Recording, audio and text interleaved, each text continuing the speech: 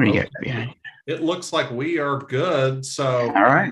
thank you everyone for joining us tonight. Everyone who's watching this live or a replay, we're excited that you're joining us this evening to speak with Jeff McGunegle. He's running for mayor. And we did a podcast with Jeff. I guess it went out a few nights ago at this point. And the problem that we had with that podcast was we sat there and we talked for about a half hour. And I could tell Jeff had so much more he wanted to say, but we really couldn't fit it in that podcast. And so we started with Josh Kraft this past week doing one of these YouTube lives. And tonight we're doing it with Jeff to try to give the candidates who have more to say a little bit of a chance to kind of get that message out. So,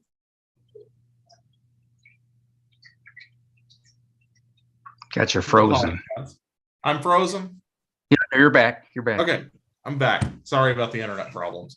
AT&T, you gotta love them. Okay. So we did a podcast with Jeff. Hopefully you listened to it.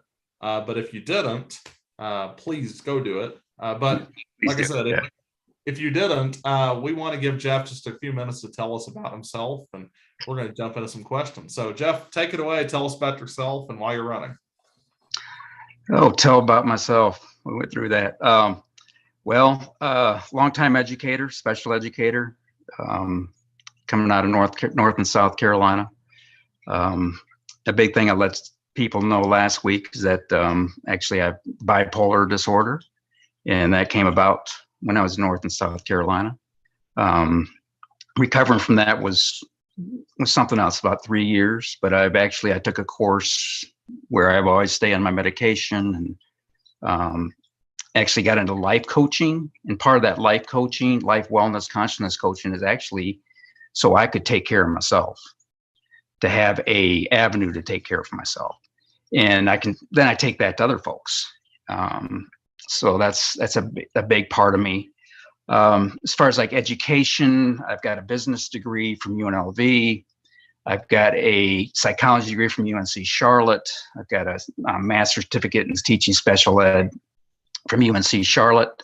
It's one of the greatest programs actually in the world for people more severe special ed.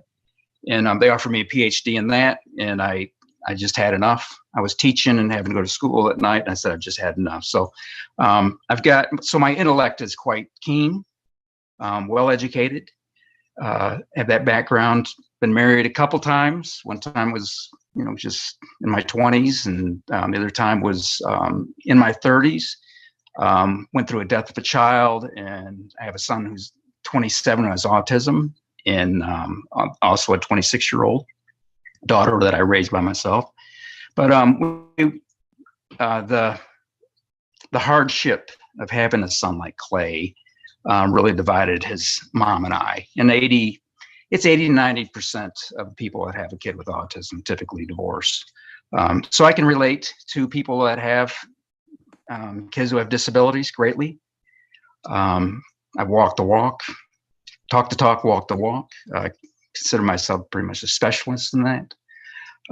I've taught kids at 7 years solidly with kids with autism from K up through 9th grade. But then I went out and I've taught kids with ADD basically across all disabilities, more mental but also physical. And then so I'm in North Carolina, and my daughter's getting ready. She wants to go to college in Colorado, and I got a calling that said, Jeff, you're to basically sell everything. And there was indications. A lot of my friends had left. The restaurants I went to, all of a sudden people just disappeared. And my dentist, a doctor, they retired. I'm like, what's going on? And then I got this calling, you're to sell everything and move to West Texas. And I'm like, okay. And I've got callings like this in the past. And so I follow them. It's a grand calling from God, and I'm gonna follow it. So I actually came to, I'm on my way to Lubbock. My parents are down in Lubbock, and I was saying, well, I must be going to Lubbock. And I got halfway, and my sister says, I don't think your mom and dad are ready for you yet. And so my sister contacts me and says, well, why don't you try Amarillo? I go, okay. So I tried it out for about 6 months. I was working on my life consciousness coaching. I was in the schools as a sub, really didn't get any kind of traction here. So I went down to Lubbock for a year. And in Lubbock, that was 2020. So I gained no traction, but I kept doing my schooling. And after about 10, 11 months in Lubbock, I got a call back. Said, you're to return to Amarillo for some kind. And it's like, okay. So I followed up here. I got on with a local school, just needed some money. And then after that, I got basically it's a calling, or in life, we have soul vocations. Okay. And we talked about this before. Your soul vocation, probably in media. My soul vocation actually is as a healer. Okay. I'm finding out, but I'm also been a teacher and so forth.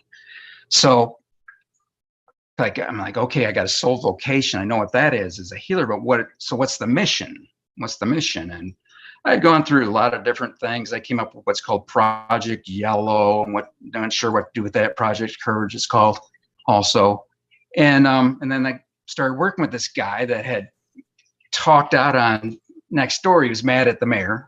So he said, I'm like, wow, I'm going to be the next mayor. I can do it. We're going to get rid of her. So I sought this guy out and started setting things up. Hey, let's get you in there. And then he kind of drifted off, and I was like, you know what? This is my calling. I'm going to be the mayor. And that was it. It's like, I'm to be the next mayor of Amarillo. So I started getting on, finding out more and more what it takes to become the mayor and what the issues are in the city. And once I get an assignment like that, anything like that, I dig in. I mean, I dig in. I read, and I read. And I'm not, whatever work I've done in the past, it's always at 100%. I give everything I got to it. And that's kind of why I got burnt out in teaching, is I just gave too much. Here I was in an autistic classroom with an autistic son at home. So it was like all day, every day, come home, super emotionally charged and so forth. But I gave everything. And so it's just kind of unfolded. It's like, how do I go about this going for mayor? And it just kind of unfolds. And there's also a mission behind it. There's a mission behind it. It's a healing mission. And in different videos, I'll say different things because it's very complex, but it's a healing mission for the city. What I came here and I talked to people is that there is the city has a lot, it needs a lot of healing from the past. And currently too, a lot of drug addiction. There's a lot of hurt people here. There's a lot of hurt people here. And actually talking to other folks, it's like, yeah, you're right, Jeff. Some people will deny it, but it's a healing mission. It's a healing mission of courage, and it's come out as a mission of excellence. You know, there's I found that there's this unspoken standard of mediocrity, and I'll ask people about it, and they just kind of shake their head and go, "Oh, yeah, you're right. You're right." In fact, Alex Fairley on our interview, they asked me about it. Is this a mediocre city? And this is no judgment on it. It's just my observations and what people basically what people tell me. I ask, and at one point in an interview, he said, "This our clunky city." And I say, "Yeah." He forgot he had said that in that interview, but there's like and I've heard it. I've heard it in churches. I've heard it from people that the Amarillo is a special place. It's a special place and it has a special future. But it'll take work. It'll take work. It'll take planning. It'll take a visionary to get there. And that's what I bring in more than anything, is this visionary and the calling. You know, this thing, you go with the call, it's a call to destiny. It's a call to destiny. That's what a call is. It's a call to your destiny. And so it's like, wow, can I not be the mayor? If it's a call to destiny, can I not be the mayor? Or if I go sit in a cave out in the Palo Duro Canyon, well, do I still become the mayor? I don't know, but that's kind of how that works. But anyway, that's little bit about me. Sure. No, that's great. Well, I've asked a few candidates this question whenever we do these types of videos. And I'll ask you, who is the greatest influence on your leadership style if you're mayor? Like, if you can go back, pinpoint one person, who would you pinpoint as the biggest influence on you from that perspective? There was a Buddhist monk. He was Scottish, and he came to live with me for 3 months. And I would ask him questions.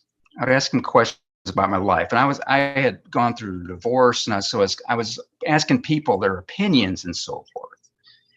And he had this ability to turn these questions inward to me. Would turn them around. He wouldn't answer them. He'd answer them partially, or he would direct me. So it got to the point where, and his name was Talopa, and I'd come to Talopa and I go, well, Talopa, and then I would turn inward and go, oh no, I got the answer. I got the answer within me. So, and then he also taught me that for one answer that somebody else had, there's 10 within. So my leadership style is to have people, to turn people inward, to empower them to come up with their answers in what they want in their life. That's more than anything, is to empower people to what they want in their life. Instead of looking outward, who's got all the answers for me, even the mayor and so forth, who's got the answers for me? I've got the answers for me. So it's an empowerment thing. That's my leadership style, is empowering people to rise up, to come to that soul vocation and then do their own excellence in life, I guess. Talopa, I haven't talked to him in a long time. So, but you're mentioning him here, so that's what. Yeah. It's crazy how somebody that influences your life and they have no idea. It's like all the kids that I've taught over the years, and that speak of me. So. Sure. Well, I'm going to ask you this final question. If it's fine with you. We may not go the full half hour. I may jump over and take this on to the Facebook too, like we talked about, so we can kind of get both audiences a chance to hear from you. Okay. But this is a question I want to ask you because this is not going away, and we've asked every candidate about this, and it's the Civic Center. We talked about this on the podcast.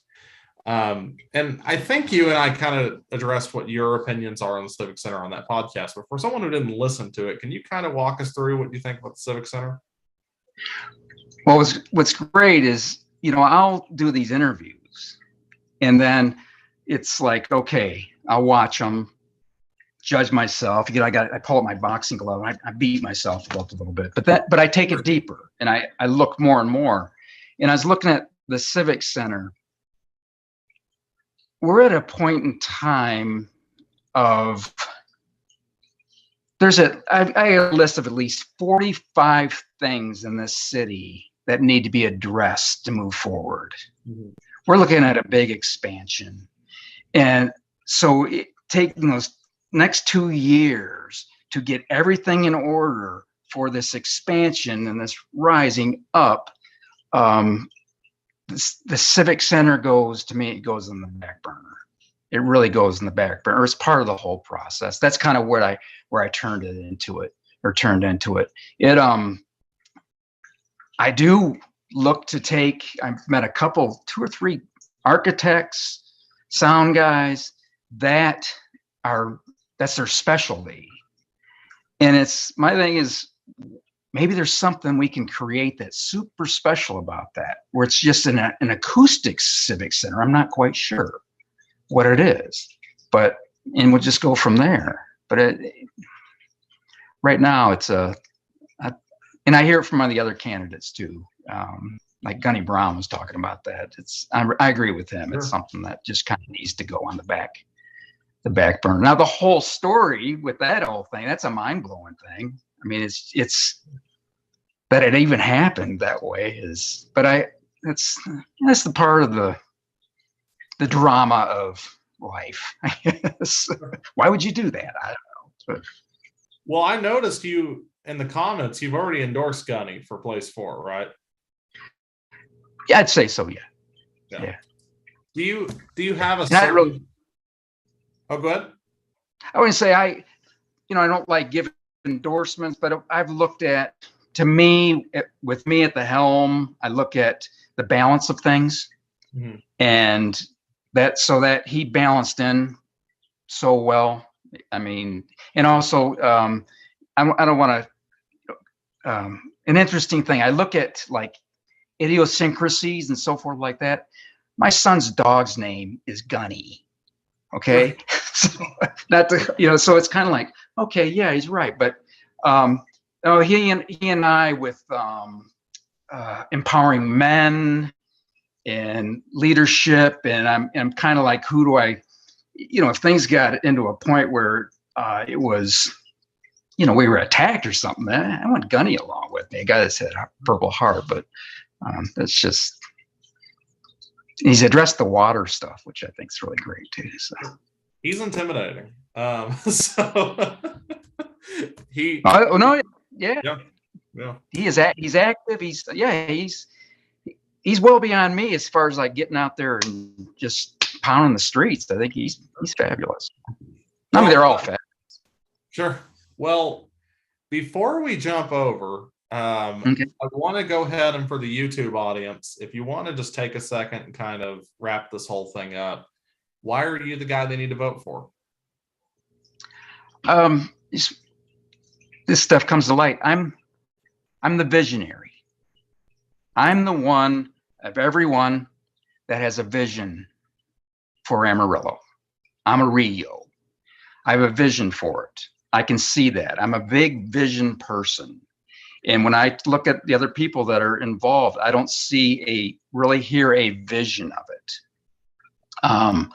I think Kat has a pretty decent vision because she's more of a beauty person, and there has to be this grand vision, and I'm not seeing it. I'm hearing more about day to day. Yeah, the budget, that's a big deal. That's a big deal.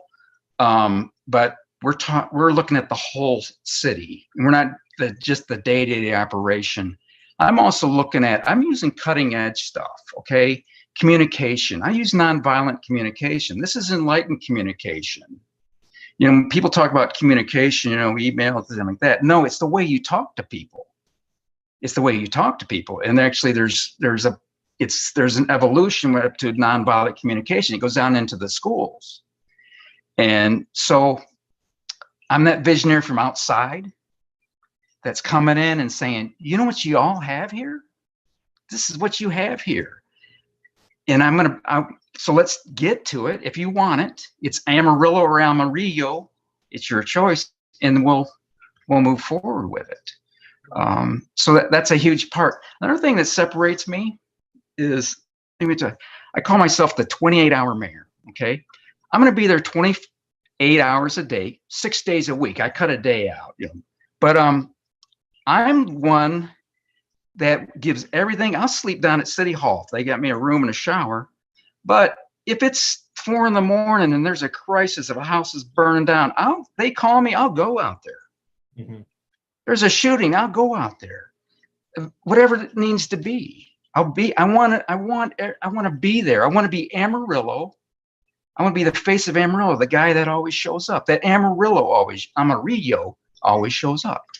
So, where everybody else is kind of like, it's like a part-time job. Sure. I think right now, Amarillo, it needs 5 full-time people on that thing, I think. But that's just not going to happen, I don't think. But you got me. So. Yeah.